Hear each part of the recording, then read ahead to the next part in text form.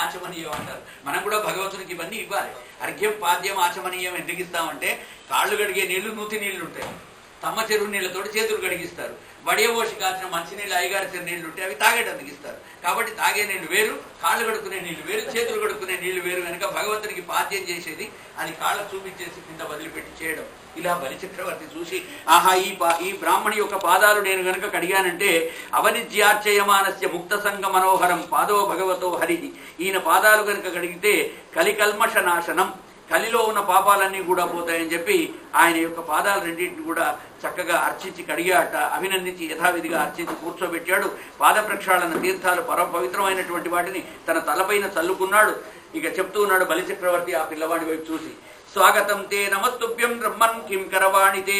హే బ్రహ్మన్, ఓ బ్రాహ్మణ బాలక, నేను నీకేం చేయగలను? బ్రహ్మర్షీణాం తపస్సాక్షాన్ మేత్వార్యవపువర్ధనం.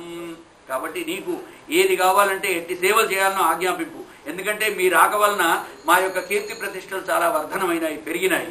అద్యన పితర సృప్తా అద్యన పావితం కులం.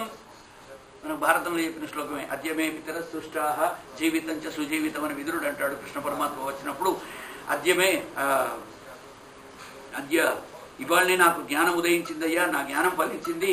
అద్యమే పితరస్తుష్టాహ, నా తల్లిదండ్రులందరూ కూడా సంతోషపడతారు, పితృదేవతలు ఊర్ధ్వలోకాల్లో ఉన్నవాళ్ళు. జీవితం చ సుజీవితం అంటాడు విదురుడు, నా జీవితమే సుజీవితమైందని అదే మాట చెప్తూ ఉన్నాడు. అద్యన పితర సృష్ట తృప్తాహ, ఈ రోజు మీరు రావడం చేత, మా యజ్ఞవాటికకు రావడం చేత మా పితృదేవతలందరూ కూడా ఊర్ధ్వలోకాల్లో సంతోషపడుతూ ఉన్నారు. అద్యన పావితం కులం, మా వంశం అంతా కూడా మీ రాకతోటి పావనం అయిపోయింది. పావితం అంటే పావనం. అద్య సృష్ట క్రతురయం యద్భవాన్ ఆగతో గృహాన్. కాబట్టి ఈ సృష్టకృత్, ఈ బ్రహ్మదేవుడి యొక్క ఆదేశంతో జరుగుతున్నటువంటి క్రియలన్నిట్లలో కూడా మీ రాకనే మాకు పావనాన్ని చేసింది. అద్యాగ్నయో మే సుహృత యథావిధి. ఈ రోజు అన్ని రకాల అగ్నులు కూడా, దక్షిణాగ్ని, ఆహ్వనీయాగ్ని అంటూ అగ్నులు 3 రకాలుగా ఉంటాయి. అవన్నీ కూడా యజ్ఞంలో వాడేటివి. మళ్ళీ మనం బయట ప్రపంచంలో వాడే అగ్నులు 4 ఉంటాయి, మొన్న చెప్పుకున్నాం. ఆ 4 అగ్నులు కూడా మళ్ళీ భౌమ, దివ్య, ఔదార్య, ఆకరజ భేదంతో 4 రకాల అగ్నులు ఉంటాయి. భూమి సంబంధమైన అగ్ని వేరు, ఉదర సంబంధమైన అగ్ని వేరు, ఆకాశం సంబంధమైనటువంటి దివ్యమైనటువంటి దాన్ని ఏమంటారు పిడుగుపాటు వలన వచ్చేటువంటి అగ్ని వేరు, ఆకరజం సువర్ణాదు బంగారం వెండిని కాల్చినప్పుడు వచ్చేటువంటి అగ్ని వేరు. ఇలాగా 4 రకాల అగ్నులు ఉంటాయి, అవి భౌమ అగ్నులు. కానీ యజ్ఞవాటికలో ఉండేటువంటి అగ్నులు వేరుగా ఉంటాయి. ఆ 3 అగ్నులు కూడా ఇవాళ పవిత్రమైపోయినాయి. ఎందుకంటే అగ్ని ఎప్పుడు కూడా పవిత్రమే. మనం 2వ రోజు చెప్పుకున్నాం అనుకుంటాను. ఈ భూమి మీద 2 వస్తువులు పవిత్రవంతమైనవి ఉంటాయి. అవేమిటంటే గంగోదకంచ వన్నిశ్చ నాణ్యత శుద్ధిమర్హత. గంగోదకం, అగ్ని, ఈ రెండింటిని మళ్ళోసారి శుద్ధి చేయడం ఉండదు. మిగతా ఏ వస్తువునైనా సరే అశుద్ధి అయిపోతే ఇన్ని నీళ్లు చల్లేవు, అక్షంతలు చల్లేవు, శుద్ధి చేస్తాం. కానీ అది నిన్ను చెప్పుకున్నాం కూడా, సబ్బుతో కడగలేం కదా. ఆ విధంగా గంగోదకం, అగ్ని శుద్ధులైతాయి. అలాగా అది అగ్నయో మే సుహృత యథావిధి ద్విజాత్మజ త్వచరణావనే జనై. కాబట్టి మీ చరణావనం, ఈ అవనిపైన, ఈ భూమిపైన మీ చరణాలు మోపబడడం వల్ల నా రాజ్యమంతా కూడా పవిత్రం అయిపోయిందయ్యా అంటూ బలిచక్రవర్తి చాలా గొప్పగా ఆ విష్ణుమూర్తి స్వరూపంలో ఉన్న వామనుణ్ణి తెలియక బ్రహ్మచారి అనుకొని అనేక విధాలుగా ఆయన యొక్క తేజస్సును ఆయనను చూసి కొలుస్తూ ఉన్నాడు. ఇంకా వింద హరే మురారే శ్రీనాథ నారాయణ వాసుదేవ, శ్రీకృష్ణ గోవింద హరే మురారే శ్రీనాథ నారాయణ వాసుదేవ, శ్రీ భగవానికి జై. బలి అంటున్నాడు ఇంకా, లోకంలో పొట్టివాడు కలబడితే అందరి దృష్టి కూడా ఆకర్షిస్తారు. మామూలు మనిషి ఉంటే ఎవరు చూడరు, దాన్నే విశిష్టం అంటారు. ఏదైనా వైశిష్ట్యం ఉంటేనే చూస్తారు. అందుకనే స్పెషాలిటీ ఉండాలి. మనం అందరు చేసే పని చేస్తే రికార్డు కాదు. అందరికంటే పెద్ద గోల్డ్ పెంచితే ఓ రికార్డు, అందరికంటే పెద్దగా వెంట్రుకలు పెంచితే రికార్డు, అందరు తినేదానికంటే ఇంత ఎక్కువ తింటే రికార్డు. అలా రకరకాలుగా ఎవరు చేయనటువంటి అమానవీయమైనటువంటి పనులు చేసి ఇవాళ రేపు అందరూ కూడా ప్రజల్లో ఒక రకమైన పేరు తెచ్చుకుంటారు. కానీ భగవంతుడికి పేరు తెచ్చుకోవాల్సిన పని లేదు. ఆయన ఉన్న రూపంతో వస్తుంటేనే ఆయన అందరూ కూడా అదో పొట్టివాడు వస్తున్నాడు అంటూ కొంతమంది నవ్వుతూ చూస్తున్నారు, కొంతమంది ఆకర్షణతో చూస్తున్నారు, కొంతమంది భక్తితో చూస్తున్నారు, దైవత్వంలో కొంతమంది చూస్తున్నారు. చిన్న చిన్న చేతులు ఉన్నాయి, చిన్ని చిన్ని పాదాలు ఉన్నాయి, ఆయనకు చిట్టి చిట్టి అవయవాలు, ముద్దుగొల్పుతూ ఉన్నాడు. చూస్తూ ఉంటే చిన్న చిన్న చెక్కిళ్ళు.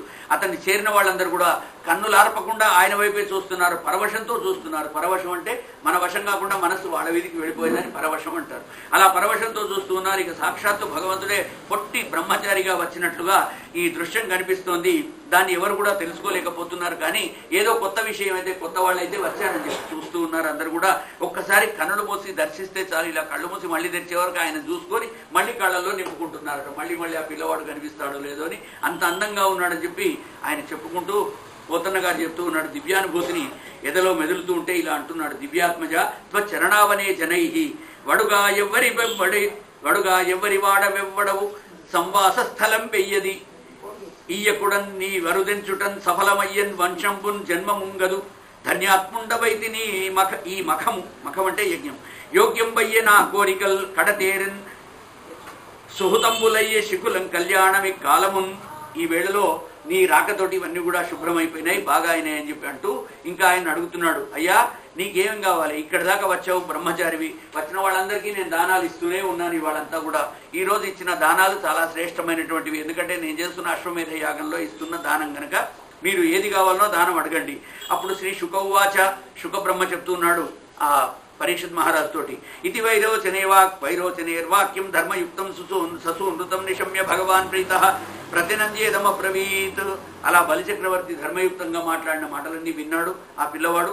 ఆ పలుకులు విన్న వామన భగవానుడు చాలా సంతోషపడి ఆయన అభినందించి, ఆహా దాతవంటే నువ్వురా, నిజంగా రాక్షస కులంలో పుట్టిన గొప్ప దాతవే అంటూ మనసులో సంతోషపడుకుంటూ ప్రతినంద్య అతన్ని అభినందించుకుంటూ అబ్రవీత్ ఈ విధంగా అంటున్నట్ట. ఏమన్నాడు?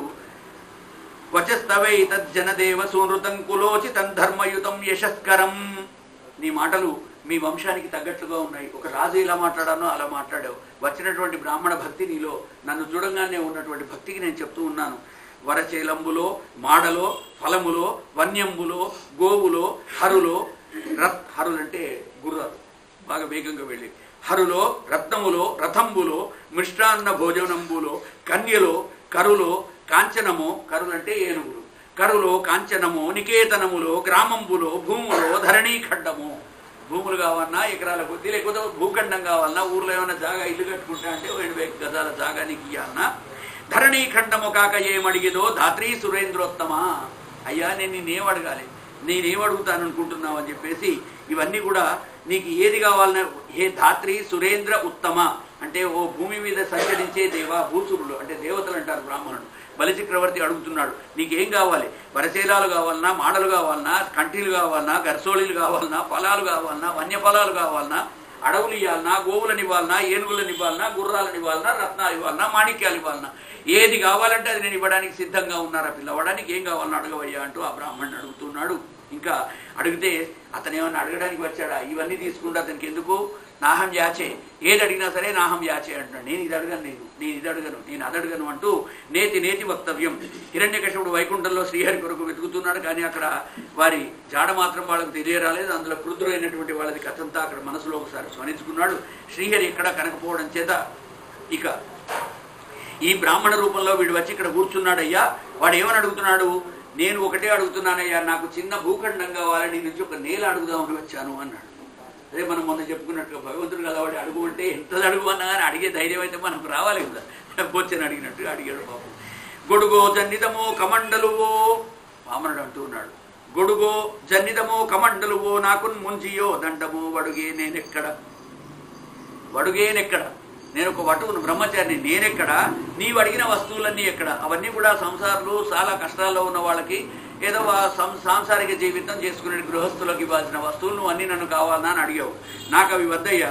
వడుగేనెక్కడ, నేను ఒక వటువును, నేనెక్కడ, భూములు ఎక్కడ, కరుల్ వామాక్షుల అశ్వంబులే, కన్యలు కావాలని అడుగుతావా నన్ను, గుర్రాలు కావాలన్నా, ఏనుగులు కావాలని అడుగుతావా? నేను ఒక బ్రహ్మచారిని, 6 ఏళ్ల వయసు వాడిని, ఉపనయనం చేసుకొని మొట్టమొదటిగా మీ ఇంటికి భిక్షకు వచ్చాను నేను. అలాంటి నాకు ఇక్కడ నేనెక్కడ, నిత్యోచిత కర్మం ఎక్కడ? నాకు రోజు చేసుకునే కర్మలు కొన్ని ఉంటాయి, అగ్నిహోత్రాలు ఉంటాయి, ప్రతిరోజు ప్రాతకాల సంధ్యావందనం ఉంటుంది, మాధ్యానికం ఉంటుంది, సాయంకాల సంధ్యావందనం ఉంటుంది. ఎక్కడ మదాకాంక్షామితం పైన 3 అడుగుల మేరయ్య త్రోయకిచ్చుడగిది బ్రహ్మాండంబు నా పాలికి. నువ్వు ఒక్క 3 అడుగుల జాగా ఇస్తే ఆ బ్రహ్మాండాన్నే నాకు ఇచ్చినట్టుగా నేను భావిస్తానయ్యా అంటూ తన యొక్క మనసులోని కోరికని చెప్పాడు. యావంతో విషయా ప్రేష్ఠా స్త్రీలోక్యం అజితేంద్రియం నశక్నువంతి తే సర్వే ప్రతిపూరయితుం నృపా. ఇంద్రియ నిగ్రహం లేని వాడు ఏది అడిగితే అది కోరుతారు. మనం చిన్నప్పుడు చదువుకున్నాం, పాపం బీదవాడు అడవి కట్టెలు కొట్టబోయి ఆయన గొడ్డలు నదిలో వారేసుకుంటాడు. ఆ నదీ దేవత వచ్చి ఈ గొడ్డలు నీదారా అని బంగారు చూపించగానే అది కాదు అంటాడు. వెండి చూపిస్తే నాది కాదు అంటాడు. చివరికి వాడిని ఇనుప చూపించగానే ఇదే నాది నాకు ఇయ్యమ్మా అని అడుగుతాడు. వాడి మీద సంతోషపడి వానికి ఆ 2 బంగారు వెండి గొడ్డళ్ళు కూడా ఇచ్చిద్దాడు. అవి తీసుకొని ఇంటికి రాగానే వాడు అన్నగాడు చూసి ఈర్ష్యతోటి నేను కూడా బంగారు గొడ్డలు తెస్తా అని చెప్పి వాడు ఒకటి ఇంట్లో ఇనుప గొడ్డలు పట్టుకుపోయి నదిలో వారేసి ఏడ్చుకుంటూ కూర్చున్నాడు. ఆ నదీ దేవత వచ్చి అయ్యాకి బంగారు గొడ్డలు నీదా అనగానే ఆ గదే నాది అన్నట్టు అనగానే ఆయన వాడి ఇనుపది కూడా గుంజుకున్నది, వాడి బంగారం ఇవ్వకుండా వెళ్ళిపోయింది. కాబట్టి ఆశపడ్డవానికి ఏమన్నా ఇవన్నీ అవసరం ఉంటాయి, కానీ నాకెందుకయ్యా అంటూ వామనుడు అంటూ ఉన్నాడు. నీవు రాజు వనసు నిఖిలమ్మును అడుగుట తగవుగాదు నాకు తగిన కొలది. నువ్వు రాజు కదా, ఇచ్చేటందుకు సిద్ధంగా ఉన్నావు కదా అంటూ ఏది దొరికితే అది నాకు ఇది కావాలి అది కావాలని చెప్పి మనం కదా చమకంలో అడుగుతుంటాం పాపం భగవంతుడిని. ఆయన ఇస్తాడా ఇవ్వడా తర్వాత మాట, కానీ ఆ శివుడిని దగ్గరికి పోయేసి అయ్యా శంచమే మయశ్చమే ప్రియంచమే అనుకామశ్చమే కామశ్చమే సౌమనసశ్చమే భద్రంచమే శ్రేయశ్చమే ఇంకా గర్భాశ్చమే వత్సాశ్చమే త్రియవిశ్చమే త్రియవీచమే 3 నెలల దూడ ఉన్న ఆవుని, 6 నెలల దూడ ఉన్న ఆవుని, కోడె దూడ ఉన్న ఆవుని, ఒక్క ఈత ఈయన ఆవుని, 10 ఈతలిన ఆవుని, ముసలావుని, లేతావు. ఎందుకంటే ఎన్ని ఆవులు అడుగుతాడు. ఒక్క గర్భాశ్చమేలో ఒక 10 రకాల ఆవులను వాడు పాపం ప్రార్థిస్తాడు మానవుడు భగవంతుడిని. శంకరుడు ఇచ్చేటందుకు సిద్ధంగా ఉన్నాడని. అలాగే సీసంచమే త్రపుశ్చమే శ్యామంచమే లోహంచమే ఇంకా సికతాచమే అశ్మాచమే మృతికాచమే రాళ్ళి రప్పలి ఉస్కయి ఎన్ని అడుగుతాడంటే ఈ భూమి మీద ఉన్న ప్రతి వస్తువును కూడా చమకల్లో చమే చమే చమే చ అంటే మరియు, మే అంటే నాకు, మళ్ళీ నాకు ఇదివు మరియు నాకు అదివు మరియు నాకు ఇదివు అనుకుంటూ చమకం మొత్తం ప్రార్థనది. నమ్మకం మొత్తం ఆ భగవంతుడి బాగా స్తుతి చేస్తాడు. స్తోత్రం చేసి గ్యాస్ కొట్టి ఉబ్బించి ఆయన సంతోషపడంగానే ఆయన దగ్గర ఇక బట్టవర్తి గారడాడు అడుక్కున్నట్టుగా నాకు ఇది అనుకుంటూ ఇక వాడు ఎక్కడ లేని వస్తువులన్నీ కూడా మానవుడు భగవంతుడిని అడుగుతాడట. దీన్ని తెలుసుకున్నటువంటి వామనుడు అంటూ ఉన్నాడు, ఏమయ్యా భగవంతుడు అయినా నాకు తెలుసు మానవులు ఏమేం కోరికలు కోరుతారో, కాబట్టి నేను అలాంటి కోరికలు కోరను. ఇచ్చేటందుకు నువ్వు సిద్ధంగా ఉన్నా తీసుకునేటందుకు నేను సిద్ధంగా లేనయ్యా. నీవు రాజు మనసు నిఖిలమ్మను అడుగుట, నువ్వు రాజు కదా అని చెప్పి నిన్ను నిఖిలం అడగడం, అన్ని ఉన్నాయని అడగడం తగవు కాదు నాకు తగిన కొలది. నేను వేడుకొనిన ఈ పదత్రయమును చాలదనక ఇమ్ము చాలు అంటున్నాడు. చాలదనక ఇమ్ము చాలు, ఇది ఇవ్వలేను అనకుండా ఈ 3 అడుగుల జాగా నాకు ఇస్తే చాలు అని చెప్పి పాపం ప్రార్థిస్తున్నాడు. అలా ప్రార్థిస్తున్నప్పుడు ఇక శుక్రాచార్యుడు అంటూ ఉన్నాడు. శక్రుడు అంటే ఇంద్రుడు, శుక్రుడు అంటే రాక్షసుల గురువు శుక్రాచార్యుడు బ్రాహ్మణుడు. ఏష వైరోచనే సాక్షాత్ భగవాన్ విష్ణురవ్యయ కశ్యప అదితేర్జాత దేవానాం కార్యసాధక. హే బలిచక్రవర్తి, ఈ వచ్చినవాడు ఎవడనుకున్నావు? సాక్షాత్ విష్ణు భగవానుడు వచ్చాడు. నేను నీ గురువుగా చెప్తున్నా, ఈయన కనుక అది ఇచ్చావంటే అది దేవతలకు మేలు చేయడానికి కశ్యపుడు అదితి కలిసి కన్న సంతానమే ఈ పిల్లవాడు. నాకు తెలుసు, నేను రుకుటితో చూశాను అతన్ని భవిష్యత్ ద్రష్టగా. ఆ పిల్లవాడు ఎవరో కాదు, కశ్యప అదితికి పుట్టినటువంటి వాడు బ్రహ్మచారి. ప్రతిశ్రుతం త్వయై తస్మై యదనర్థం అజానత నసాధుమన్యే దైత్యానాం మహానుపగతో నయ. ఎన్నోసార్ల అనయం అనీతితోటి మనను మోసం చేసి అమృతం కూడా లాక్కున్న దేవతల గురించి నువ్వు మర్చిపోతున్నావా? దేవతలు మారువేషంలో వచ్చేసి అడగంగానే వాళ్ళు ఏది అడుగుతా దానం ఇస్తా అంటావు. 3 అడుగుల భూమి ఇస్తావా? త్రివిక్రమై ఇమాం లోకాన్ విశ్వకాయ క్రమిష్యతి. ఆయన ఎవరనుకున్నావురా? వచ్చినవాడు విశ్వకాయుడు. విశ్వకాయం అంటే ప్రపంచమంతా తన దేహం కలిగినటువంటి వాడు. అంటే పృథ్వీలో అణువు నుంచి పరమాణువు నుంచి బ్రహ్మ పర్యంతం వ్యాపించి ఉన్నటువంటి సర్వవ్యాపకుడైనటువంటి జగదీశ్వరుడు భగవంతుడు విష్ణుమూర్తి. అలాంటి విష్ణుమూర్తి వచ్చి నిన్ను యాచన చేస్తున్నాడు అనగానే నేను ఇస్తాను, వాడు ఏది అడుగుతుంది ఇస్తా అని చెప్పేసి తొందరపడి నువ్వు అలా ఇవ్వడం తప్పయ్యా, నువ్వు అలా ఇయ్యకురా బాబు అంటూ తన శిష్యుడిని హెచ్చరిస్తున్నాడు. సర్వస్వం విష్ణవే దత్వా మూఢవర్తిష్యసే కథం. ఒరే మూర్ఖుడా బలిచక్రవర్తి, సర్వం సమర్ప్య, అంతా కూడా సర్వస్వం. స్వం అంటే ధనం, సర్వస్వం అంటే అన్ని రకాల ధనం.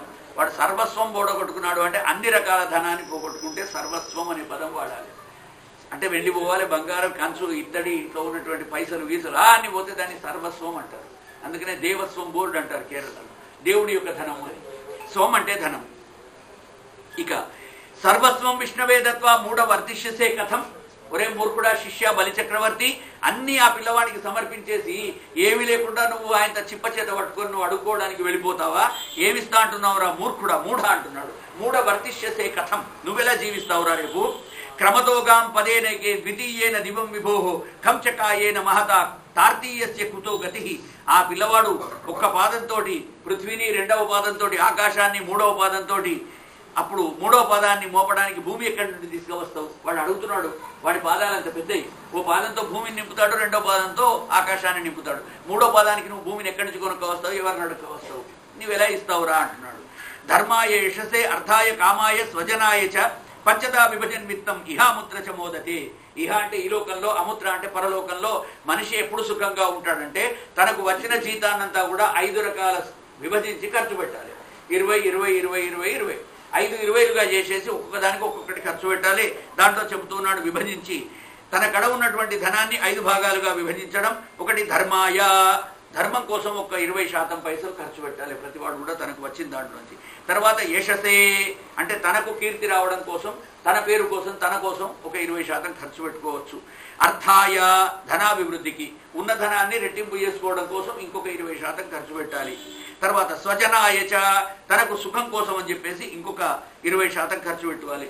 ఆ మిగిలిన 20% స్వజనో రక్షణాయచ తన భార్య పిల్లలు బతకడం కోసం 20% తెచ్చి భార్య చేతిలో పెట్టేసి కుటుంబాన్ని నడుపు అని చెప్పి ఇవ్వాలి. నీ విలాసాల కోసం కేవలం 20% నీదవుతుంది. ఈ ఉన్న డబ్బంతా కూడా ఊడ్చిపెడితే నీ భార్య పిల్లలు నిన్ను శపిస్తారు. ఎందుకంటే వాళ్ళ డబ్బు దానం చేసే అధికారం నీకు లేదు. ఇక ధర్మాయ యశసే అర్థాయ కామాయ స్వజనాయ చ పంచదా విభజన్మిత్తం ఇహాముత్ర చ మోదతే. అలా సంపాదించి అలా ఖర్చు పెట్టేవాడే సంతోషంగా ఉంటాడు. నీవు తర్వాత బిచ్చగాడిని అయిపోతావు. ఆ వచ్చిన వాడికి బ్రహ్మచారికి ఏమి ఇస్తానని చెప్పి వాగ్దానాలు చెయ్యకు అంటున్నాడు. ఇంకా అలా చెప్పినప్పుడు శుక్రాచార్యుడు అంటూ ఉన్నాడు, ఆ బలిచక్రవర్తి అంటున్నాడు, అయ్యా అత్రాపి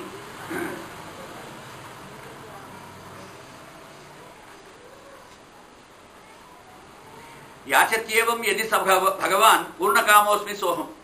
ఒకవేళ భగవంతుడే నా వదికి విష్ణుమూర్తియే యాచకుడుగా వచ్చి అడుక్కుంటే దాస్యామేవ స్థిరమిది వదన్ కాశ్యపో అస్తి దైత్య. ఆ కాశ్యపుడు, ఆ దైత్యుడు బలిచక్రవర్తి ఏమంటున్నాడు, ఒకవేళ విష్ణుమూర్తి వచ్చి నన్ను దానం అడిగితే నేను ఆయనకు సంతోషంగా ఇచ్చివేస్తా, ఏదడిగితే ఇచ్చివేస్తా. ఎందుకంటే వింధ్యావల్య నిజదైతయా దత్తపాద్యాయ తుభ్యం చిత్రం చిత్రం సకలమవిస ప్రార్పయత్ తోయపూర్వం. ఆచార్య గురుగారు శుక్రాచార్యుల వారు, శ్రీమన్నారాయణుడే నన్ను యాచిస్తే నిజంగా నేను కృతార్థుణ్ణి.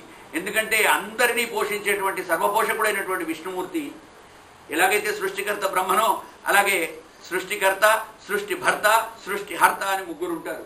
సృష్టికర్త బ్రహ్మదేవుడైతే సృష్టి భర్త విష్ణుమూర్తి, సృష్టి హర్త శివుడైతాడు. కాబట్టి సృష్టినంతా జగత్తునే నడిపించేటువంటి మహత్సంపద కలిగినటువంటి ఆ విష్ణుమూర్తి నన్నే వచ్చి యాచిస్తే నేను ఇవ్వకుండా ఉంటానా, కృతార్థుడైనా అనుకొని నేను తప్పకుండా ఇస్తానని చెప్పేసి వాడు ఇష్టం వచ్చినట్టు శుక్రాచార్యుని ఎదిరించి మాట్లాడుతున్నాడు. అది విన్నటువంటి శుక్రాచార్యునికి చాలా కోపం వచ్చింది. ఇక వాడిని శపిద్దామని చెప్పి నీళ్లు చేతిలోకి తీసుకున్నాడు. ఒరే నువ్వు మూర్ఖునివి, చెప్తే నా మాట వింటలేవు, ఇంకా అబద్ధం ఆడాలన్నా, మరి నేను ఇప్పుడు ఇస్తా అని చెప్పిన తర్వాత మళ్ళీ ఇవ్వకపోతే కూడా అబద్ధం ఆడినట్టు అవుతుంది ఒక రాజుగా ఉండి. నేను ఎలా అబద్ధం ఆడుతాను? ఎందుకంటే పోతన్న గారు చెప్తారు, మడమ తిప్పలేరు మనుషులెవరు. ఒకసారి మాట ఇచ్చిన తర్వాత మడమ తిప్పకూడదు, ఇక వెనుకకు తీసుకోకూడదు. నేను మాట ఇచ్చా, ఇప్పుడు నేను ఆయనకు నేను దానం ఇస్తా అన్నాడు. అనగానే వాడు చేతిలోకి నీళ్లు తీసుకొని శపిస్తూ ఉన్నాడు. ఇక అత ఇతత్ పూర్ణమఖ్యాతం యచ్చనేత్ర నేత్యనృతం వచ సర్వం నేత్యనృతం బ్రూయాత్ సదుష్కీర్తి స్వశన్మృత. కాబట్టి ఎవడైతే అబద్ధాలు ఆడతాడో వాడు బతికి ఉండి చచ్చిపోయిన వాడితోటి సమానం. కాబట్టి అలా అబద్ధాలు ఆడటం నా వంశంలో లేదు, వైరోచన వంశంలో. కాబట్టి నేను మాత్రం అబద్ధాలు ఆడను. ఒకసారి ఆయనకు వాగ్దత్తం చేశాను, నేను ఇస్తానని చెప్పి 3 అడుగులు ఇస్తాను. ఇక అప్పుడు శుక్రాచార్యుల వారు అంటున్నారు, అబద్ధం ఆడడం గురించి నువ్వు మాట్లాడతావురా? అబద్ధం ఏమైనా ఆడవచ్చు, ఎందుకు తప్పులేదు. దేవతలు అబద్ధం ఆడలేదా? మీకు సగం అమృతం ఇస్తాను మనకిచ్చారా? కాబట్టి లౌకిక కథలో కూడా చెప్తాడు కదా, అహిమూషిక న్యాయం పొద్దున చెప్పుకున్నాం. ఎలుకని నిన్ను చంపను, నన్ను మాకు కొద్దిగా కన్నం పెద్దగా చేయని పాము అడుగుతుంది, అది పెద్దగా చేయంగానే ఆయన ఎలుకని తినాలి బయటకు వెళ్ళిపోతుంది. కాబట్టి అబద్ధాలు ఆడడం అనేటువంటిది ప్రాణవిత్తమాన భంగాల్లో మనం చేయవచ్చు అని చెప్పి చెప్తున్నాడు. వారిజాక్షులందు వైవాహికములందు ప్రాణవిత్తమాన భంగమందు చకిత గోకులాగ్ర జన్మ రక్షణ మందు పొంకవచ్చు నఘము పొందదధిప. అధిప అంటే ఓ రాజా.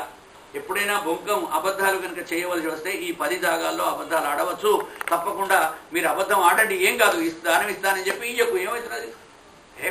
చెప్తాం, ఎన్నో దానాలు చేస్తాం, మనం తర్వాత అవన్నీ నెరవేర్చగలుగుతాం. ఒక్కొక్కసారి చేయలేకపోతాం, పద్ధతి ఇయ్యలేను అని చెప్తాం. ఎంతమంది మనం చూస్తున్నాం రాజకీయ నాయకులు ఎన్ని వాగ్దానాలు చేస్తారు. ₹1,00,000 ఇస్తాం, తులం బంగారం ఇస్తాం, 15 లక్షలు ఇస్తాం, ఏవేవో చెప్తూ ఉంటారు. వాళ్ళు పాపం నోటికి వచ్చినాయని చెప్తామంటారు, కానీ అవన్నీ చేస్తారా? చేయకుంటే ఏం పాపం రాదురా. మనకు అవసరం ఉన్నప్పుడు చెయ్యాలి. శ్రీకృష్ణ గోవింద హరే.